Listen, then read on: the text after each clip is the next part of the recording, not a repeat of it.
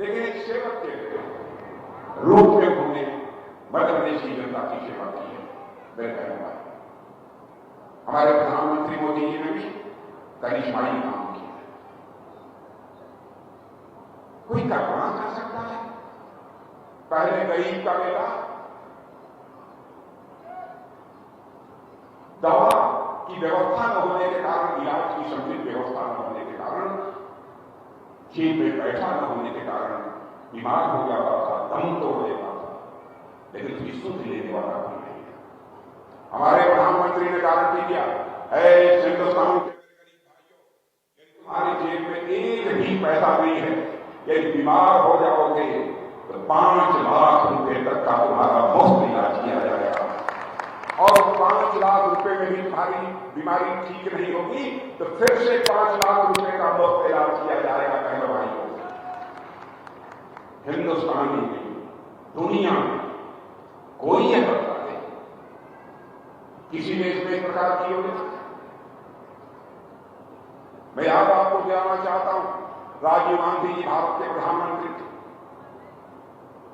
राजीव गांधी जी ने एक बार अपनी मजबूरी जाहिर करते हुए कहा था, मैं राजीव गांधी जी की आलोचना नहीं कर रहा, क्योंकि मैं किसी भी प्रधानमंत्री का, चाहे वो किसी भी राजनीतिक पार्टी का हो, राजनाथ सिंह कभी आलोचना नहीं करते, क्योंकि मैं यह मानता हूं प्रधानमंत्री प्रधानमंत्री होता है, वो व्यक्ति नहीं होता है, वो संस्था होता है।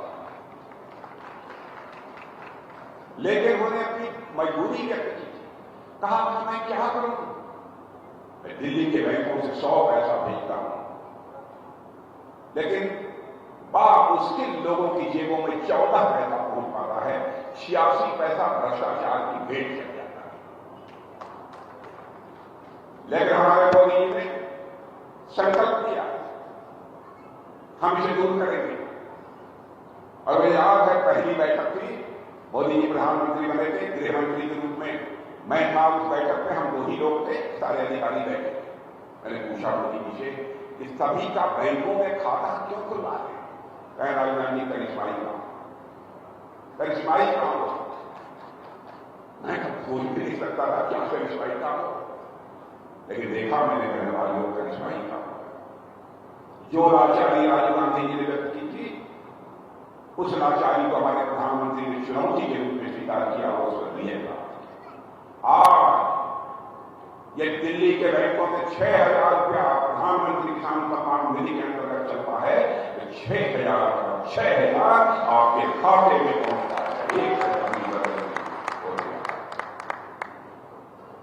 भ्रष्टाचार भाषण देकर समाप्त नहीं किया जा सकता। भ्रष्टाचार को समाप्त करना है तो सिस्टम में बदलाव लाना पड़ेगा, व्यवस्था में बदलाव लाना पड़ेगा, तभी जाकर भ्रष्टाचार समाप्त हो सकता।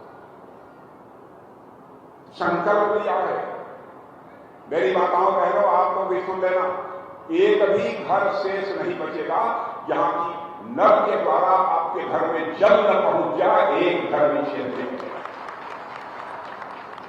अभी यह काम चल रहा है, शायद अभी सबके घरों में नहीं पहुंचा होगा, लेकिन मुझे लगता है कि यहां भी कुछ लोगों के घरों में पहुंचा होगा। आप लोगों के घर में नल पहुंच गया है, यहां भी नहीं। क्या कभी सोचा था? यही माताओं बहनों को मैंने देखा है प्रत्यक्ष आंखों से, दूर दराज कुओं से, नालों से पानी घड़े पर घड़ा रखकर अपने घर में लाती थी और उस पानी से काम करती थी। लेकिन घड़े पर घड़ा सिर पर रखकर उनको पानी लाने की जरूरत नहीं होती है, घरों में पानी पहुंच जाता है। कई ऐसी योजना अभी कोई बता रहे थे, हमारे हीरा सिंह जी बोल रहे थे, तो हीरा सिंह जी ने बताया कि साहब जो आप लोगों को मुफ्त अनाज मिलता था 80 करोड़ लोगों को, हमारे प्रधानमंत्री ने परसों घोषणा करते कहा कि यह कोई न समझे केवल इसी सरकार तक मिलेगा, अगले 5 वर्षों तक भी सबको मुफ्त राशन जो मिल रहा है 5-5 किलो मिलेगा। क्या चाहिए? विश्वविद्यालय खुल रहे हैं, हर जिले में मेडिकल कॉलेजेस खोले जा रहे हैं, 7 एम्स हिंदुस्तान में हुआ करते थे, आज लगभग 16 एम्स हो,